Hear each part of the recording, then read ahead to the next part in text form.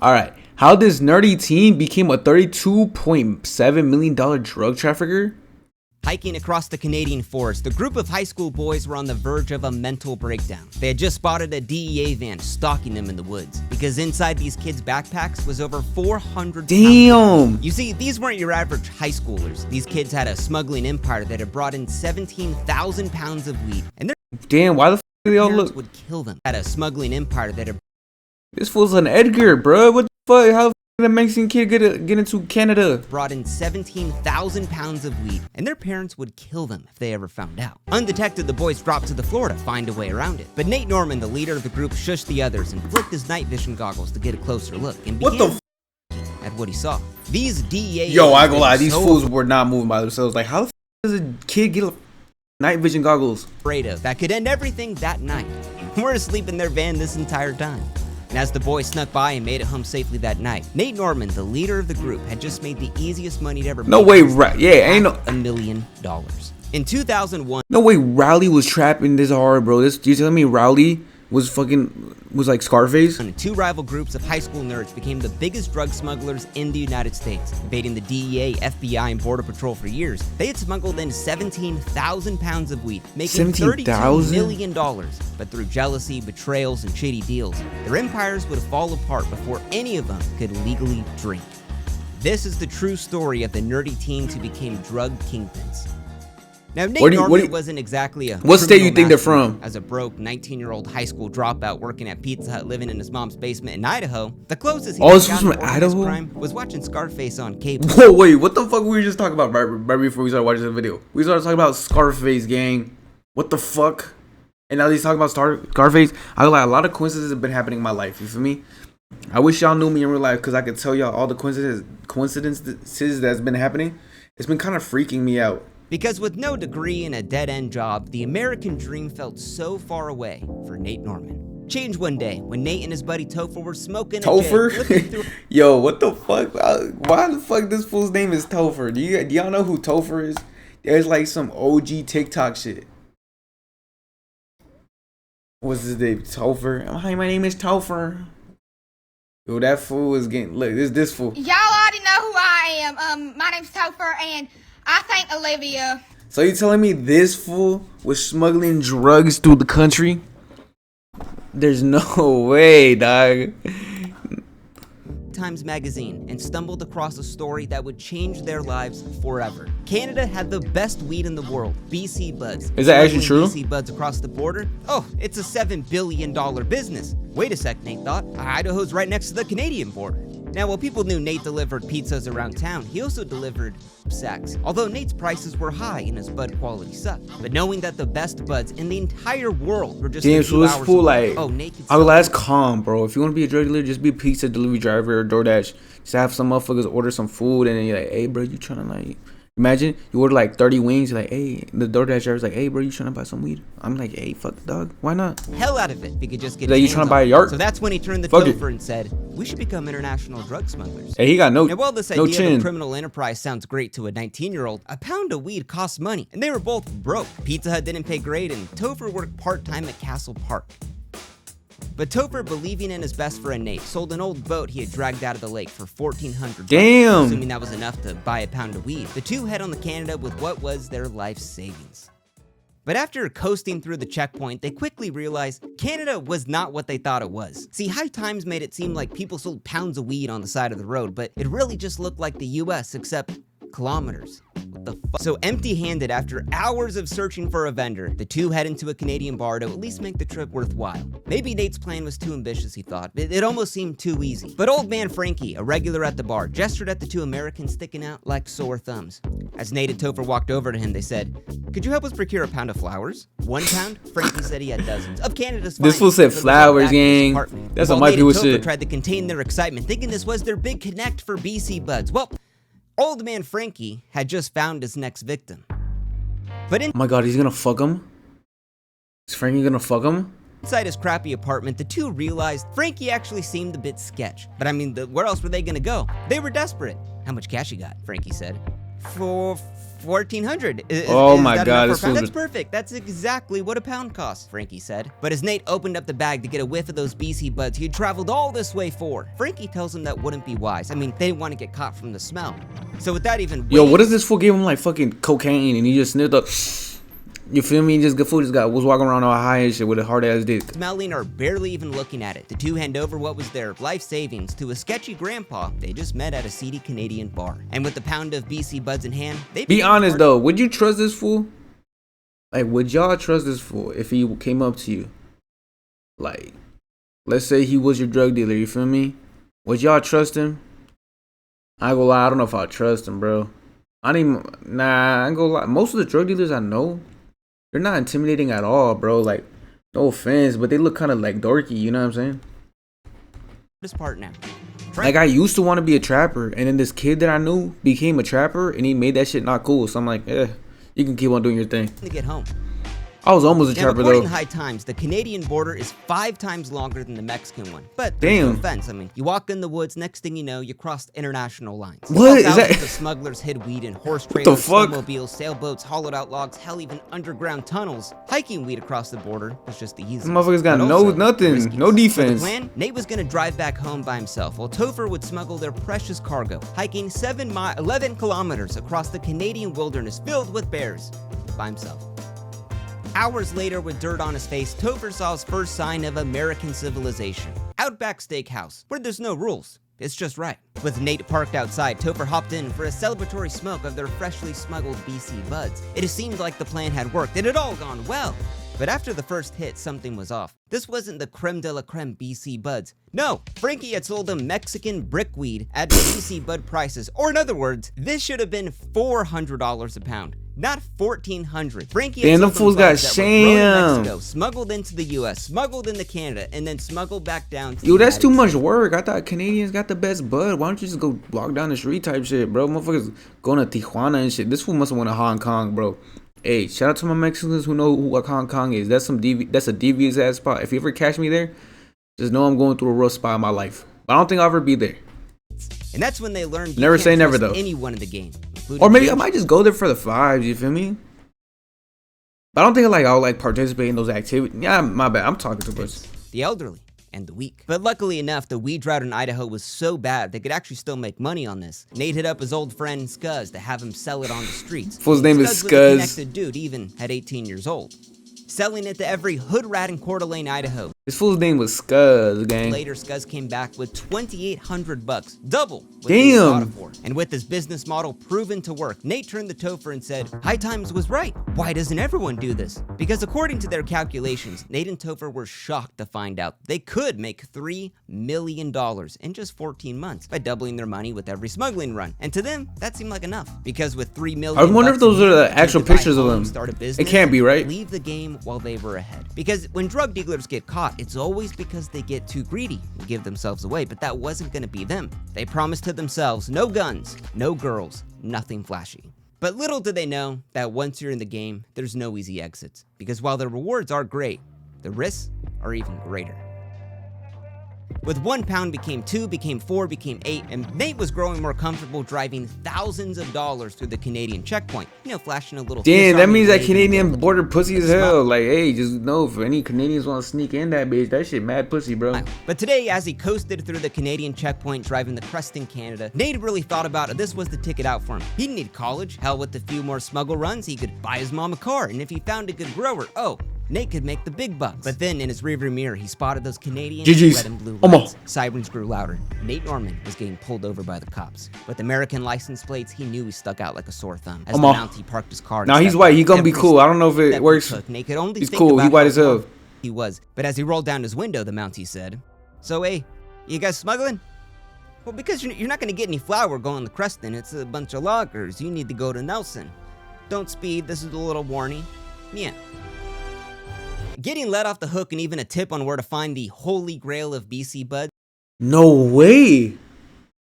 They really don't give a fuck. How the fuck did a police officer give him the fucking plug? That's Yo, I gonna lie, that's God speaking to you at that point, bro. You gotta do that shit. You gotta go balls in. You ain't gonna lie, you gotta become the best drug dealer in the world, bro. Nate was totally wrong. Canada was way different than the United States.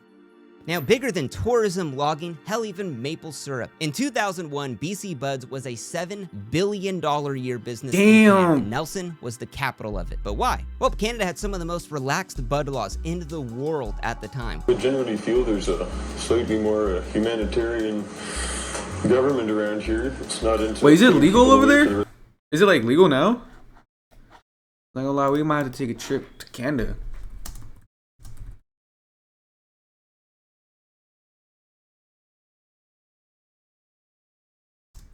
I want to go to Colorado, bro, but I gotta wait till I'm 21 to do that shit. Oh, it is. Damn, in 2018, bro. It's crazy. Shout out Canada, bro. The rest of their life for their choice of herbs. And hydroponic stores that sold tomato growing equipment sprawled all around the city. And That's the result insane. was the golden age of BC Buds that were sought all around the world. And for Nate, this is what High Times was talking about. So walking into several Canadian hydroponic stores, Nate finally found the real BC Bud growers that could get him the product to bring down serious weight to the United States. And for Nate, the money would begin pouring in, while millions of I actually Americans had a drug dealer friend, actually. He told me, bro, I advise no one to do this, right?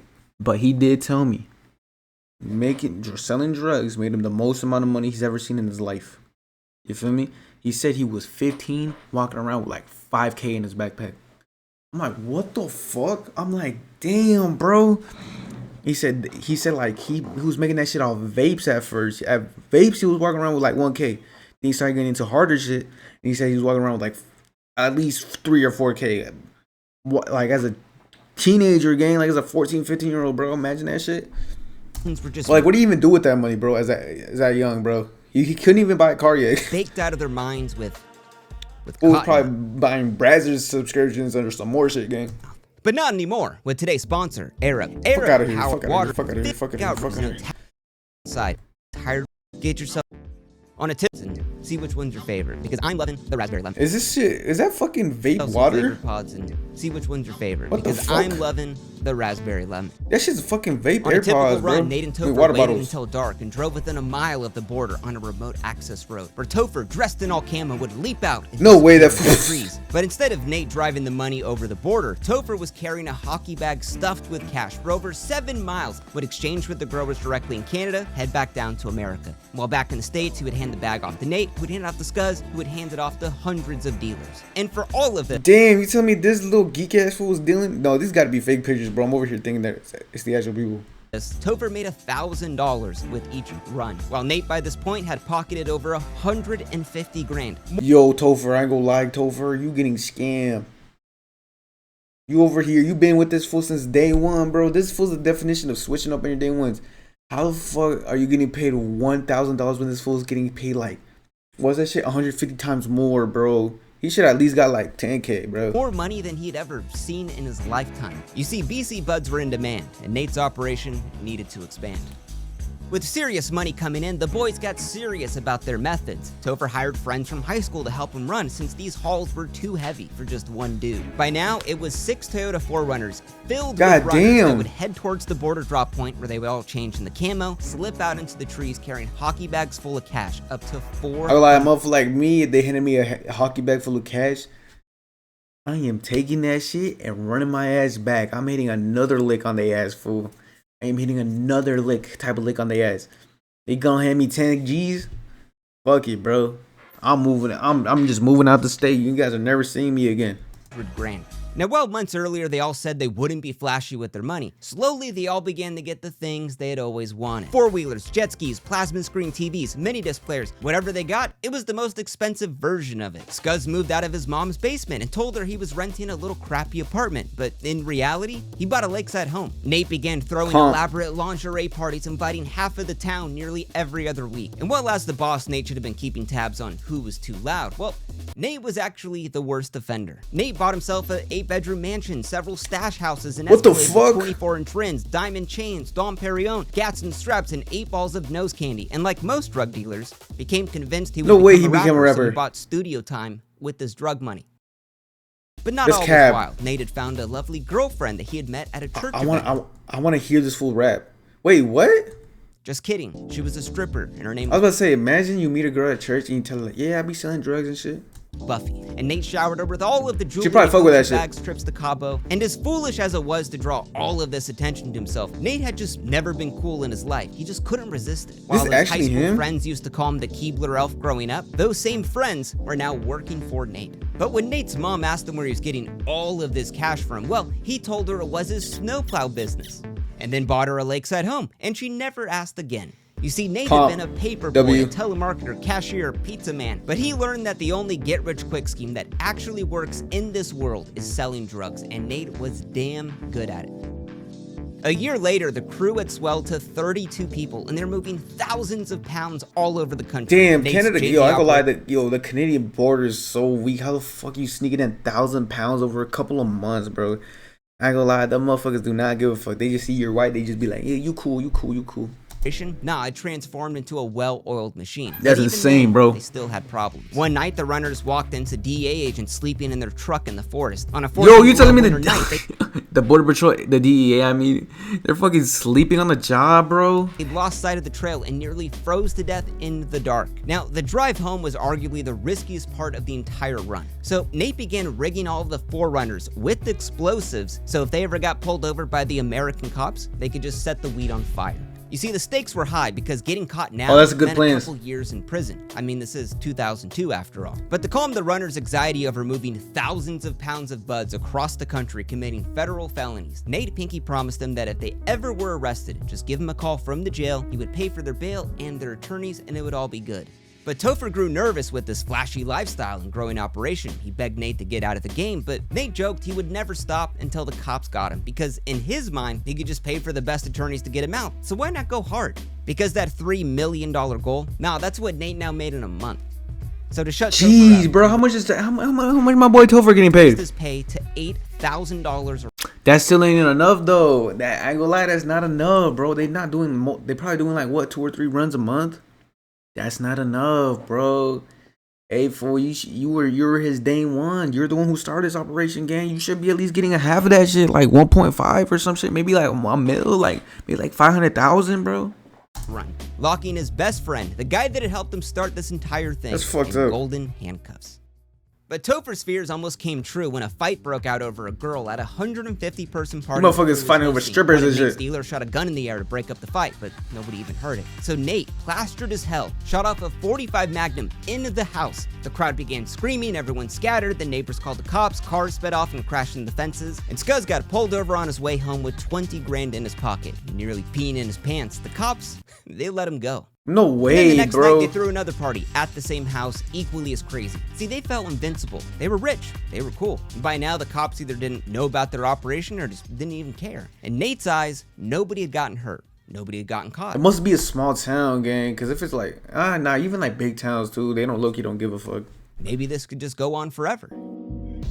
At 3 a.m., Nate gets a frantic call. Scuzz was robbed by 3 masked men. They broke inside of his home, held him at gunpoint, and wanted to know where was the cash and the buds, or else one of the burglars, Giovanni, was gonna chop his finger off. Now, for Scuzz, Jeez, handing bro. them 40 grand Is in this cash Edgar and a couple Berlanga? pounds in buds wasn't the end of the world, but Nate had seriously ruffled someone's feathers because they knew not just what they were up to, but also where they lived. Now, Nate Norman wasn't the only teenager in Idaho who had an enterprise of smuggling in BC buds. Nicknamed Wang, he was born in Korea and adopted by insurance executives What in the Idaho. fuck? And Wang had grown up with the perfect life. He played the violin, honorable student, but at 17 years old, the kid broke bad. See, Wang began running his own wildly successful bud smuggling operation, transforming from the Kumon kid into a wankster driving an Eldorado lowrider, popping oxys and snorting yay all day long. In many ways, Wang was a lot like Nate, a nerdy teen who just grew into a drug kingpin, but he was also Nate's polar opposite. You see, Wang wasn't satisfied in pulling in millions with his friends. Hell no. He wanted the whole market. Now, Nate knew of Wang and other dealers in town, but figured there was so much money in the game that everyone could eat good. But no, Wang's thriving business had been falling apart since Nate's arrival, and Wang was GG's, growing bro. desperate to I gotta gain lie, back. if I'm Wang, I'm spraying down Nathan. Pause, gang. Hey, yo, this shit is a mad sus picture right here. His market share. Sniffling his nose after racking a couple lines, Wang called up his old roommate Giovanni for a little job proposal. a hit job to take out Nate Norman, promising to pay $100,000 for the job with a $5,000 down payment up front that he would I ain't gonna lie, bro. If I'm a hitman, I don't know, bro. I ain't gonna lie. My hits gotta be like $1 million plus, bro. I'm not smirking nobody for less than $1 million, bro. I be seeing like some motherfucker, like some like true crime shit, and you be seeing they be hiring a hitman for like 10,000. I'm like 10,000, just 10,000, bro. Just 10,000. I was like, if I'm a hitman in that business, my shit gotta be at least like 500K, $1 million, bro. Cause what you mean I'm risking life in prison for 10 G's? Yeah, you're tripping. hit him later. Giovanni, a dude who had never committed a crime in his life, said why not? So Giovanni called his friends and headed to the Kmart to buy supplies for the hit job. A tarp, gloves, windbreakers. Wang gave him a couple handguns and for good measure, a knife as well. Since no Giovanni way, thought, bro. well, These motherfuckers you about can't to have fingerprints if you don't have fingers. Now Wang figured it'd be a really simple job. To exonerate himself on the night of the hit, he threw himself an alibi party to be seen by as many people as not murdering Nate. But instead of Giovanni doing the hit that night, they broke into Skuz's apartment, stealing the pounds of bud and $40K in cash, because Giovanni still hadn't received that $5,000 down payment yet. So we thought, why not make some extra money robbing Nate's crew first and then murdering Nate? Makes sense. Now, when Nate heard about Skuz's robbery, he figured it was the cartel or maybe some other gangbangers in town, but he didn't even realize he was in a turf war with the only other nerdy kingpin in town, Wang. And for the first time, Nate was truly spooked. He moved out of his house, he rented another one across town, he started sleeping with the loaded handgun under his pillow, and Nate would try to lay low the rest of that summer, moving in with Buffy. But after breaking both of his arms flipping over his dirt bike, Nate this was a fucking serious dumbass addiction to painkillers. And even worse, Buffy couldn't even take care of him because she'd gotten a boob job. Nate was living in fear. Hey, bro, this is why, like, yo, I'm telling you, some motherfuckers can't get money, bro. Like, what you mean, bro? What you mean you break your hands and your wife, not your wife, your girlfriend can't take care of you because you bought her some new boobs, bro? Yo, this was tripping. To painkillers, and worst of all, his girlfriend had really big boobs. Oh, he's getting titty fucked. On November 13, 2002, a lumberjack discovers a murdered boy in the forest. Oh my god. Now, police identify the boy as Brendan Butler. Brendan's parents were in shock. They told the cops he had played the violin. He was an honor roll student, a traditional good boy. I mean, who the hell would end his life? But digging further, the cops discover Brendan Butler lived a double life. Under the nickname of Wang, he was a big-time dealer distributing buds all over the United States, and that his #1 business rival was Nate Norman. Now, when the headlines broke of Wang's death, Nate told his crew, who was questioning him about it, that he had no involvement in it. But I mean, who really knew at this point? Nate had transformed from a pizza delivery driver living in y'all think he murked him? To a kingpin with a smuggling it might have been. Even the cartel was jealous of. It just didn't seem out of the question that Nate could be involved, but Nate was having bigger problems to fry. Now that month, some of Nate's dealers got picked up by the cops who found cash, drugs, and guns on him. Now from jail, the dealers took their customary one phone call, and that's when the cops heard them saying, "Tell Nate, I'm in jail." The DEA, the FBI, and Homeland Security now knew that Nate Norman was the guy behind this entire operation. But what happened to Wang, or Brendan Butler? Now you see, Wang had no idea his own hitmen were pissed off at him. He was so coked out. Oh, it was his own friend that got his ass, bro. It wasn't even Nate. Drugs he literally forgot he owed. Baker Berlanga got in, bro. That $5,000 for months, Wang took Giovanni and his crew to the forest where he wanted Nate's body to be buried when the murder was done. Now there, Giovanni asked him again for the down payment. Wang said, "Don't worry about it, bro." Giovanni got pissed. Wang told him to chill out. Giovanni grabbed Wang by the neck, squeezing harder and harder. Wang, hardly able to talk, begged for his life. But Giovanni did not know how to stop what he had started. Choking Wang to death, Gio slashed his throat to hide the fingerprints, took the cash on him, and left Wang's body on the exact spot that Nate's body was supposed to be. Yo. But now with the body being found and the murder and the fingers and the money, that's Nate crazy, knew it was bro. probably That's like time to step out of the game. Now with the heat on crazy, bro, cause yo, imagine your day one switching up on you, bro. Nate's crew killing you, in the exact spot where you're supposed to kill the other four. Thinking that he could be responsible this is why I don't for do Wang's drugs, murder. bro. This is why All I'm of not the involved in runners that would drug meet at a type of stash business. house You know what I'm at dawn saying? to pack up all of their things and skip I'm out good of just town. being a But regular instead, ass when they fool. got there, they kicked around, smoking weed, reminiscing on the good times. And then right then and there, across 4 states, serving 6 warrants, the FBI arrested runners, managers, dealers, everyone. Oh, they got everybody? Except for Nate Norman. You see, while the cops had been tracking Nate Norman ever since Wang's murder, somehow he had outwitted the FBI, the DEA, Homeland Security for months, the same way he had avoided Giovanni. But without Nate there to pay off his crew's bail and all of their attorney fees, one by one, they all began to rat out Nate Norman and reveal the entire operation. But once Nate heard the feds had turned the crew on one another and told them all they were all gonna go to jail for a very long time unless they got everyone, Nate Norman walked into the police station and the cops could not believe their eyes. They were expecting a hardened criminal mastermind, but they got a kid that used to deliver pizzas. They were expecting a hardened criminal mastermind, but wasn't this the bitch that was getting her train ran on her by like her sergeants and her like fucking fellow officers? They got a kid that used to deliver pizzas. It's fucking crazy, and bro. While the feds estimated 2,500 pounds were smuggled in reality, they had moved over 17,000 pounds of weed over the border, netting them $32 million. Barely out of their teens, these kids had embarrassed the United States government, and somebody was gonna take the fall. Giovanni was sentenced to life in prison for the murder of Brendan Butler. His cousin Topher were given 2 years in the slammer. That's not bad. Nate Norman would get 12 years. And a sick twist. Oh, this is him? He do look like a drug dealer. He do look like one of them. They had it. He do look like a thug. Not went down the way it did, Nate probably wouldn't be alive. Today, Nate Norman's out of prison. He actively runs an AC business, and it seems like life for him is doing good. Oh, he chilling. That's crazy though. Hey, bro. Across the Canadian forest, the group of bro, but that just kind of shows though. Like even if you you get like mess up your life a little bit, you could turn that bitch around, bro. He became a drug dealer. He got caught, got sentenced like 1 million years in jail, and then he's out. Now he's chilling now. We shopping at Neiman's, fuck sad. Nigga wanna beat me so bad. Keeping that Glock on me, never lie. My brothers ain't going like that. Hollow tits ripping through his